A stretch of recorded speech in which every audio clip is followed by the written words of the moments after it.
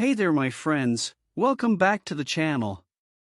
Today we are curious of how vinyl records are made and more importantly how does sounds come from it. Sound is put on a vinyl record through a process called analog recording.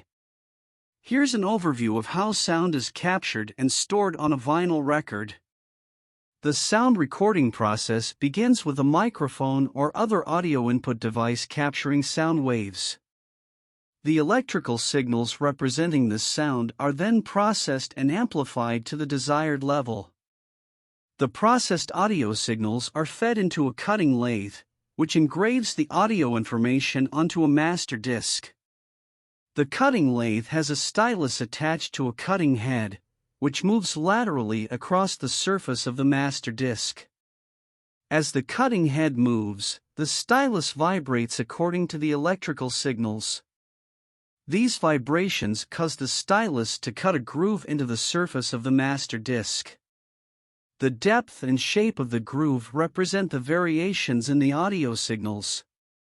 The master disc, now containing the audio information in the form of grooves, undergoes further processing to refine the sound quality and optimize it for vinyl reproduction. This may involve equalization and other mastering techniques to ensure the best possible playback on vinyl.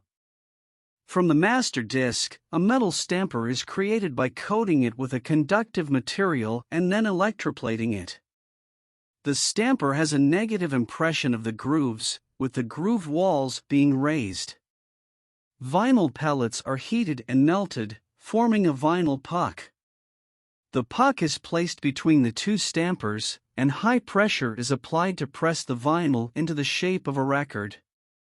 The stampers leave their impression on the vinyl, forming the grooves. After pressing, the vinyl record is cooled to solidify its shape. It is then trimmed, cleaned, and inspected for quality control. Labels and other artwork are added to the record's surface. To listen to the recorded sound, the vinyl record is placed on a turntable. As the record spins, a stylus, needle, is placed in the groove. The stylus's movement along the grooves generates vibrations, which are then amplified and converted back into sound waves by speakers or headphones. This analog process of cutting grooves into a vinyl record allows for the accurate representation of sound waves. When the stylus tracks the grooves during playback, it reproduces the vibrations recorded during the cutting process, resulting in the playback of the original sound. Let's look on how the sound is produced from the vinyl. Vinyl records, also known as phonograph records or simply records, are analog audio storage mediums that play music or other recorded sounds. Here's how vinyl records work. Vinyl records have grooves on their surface that spiral from the outer edge to the center by a vinyl cutting lathe. These grooves contain the audio information in the form of analog signals.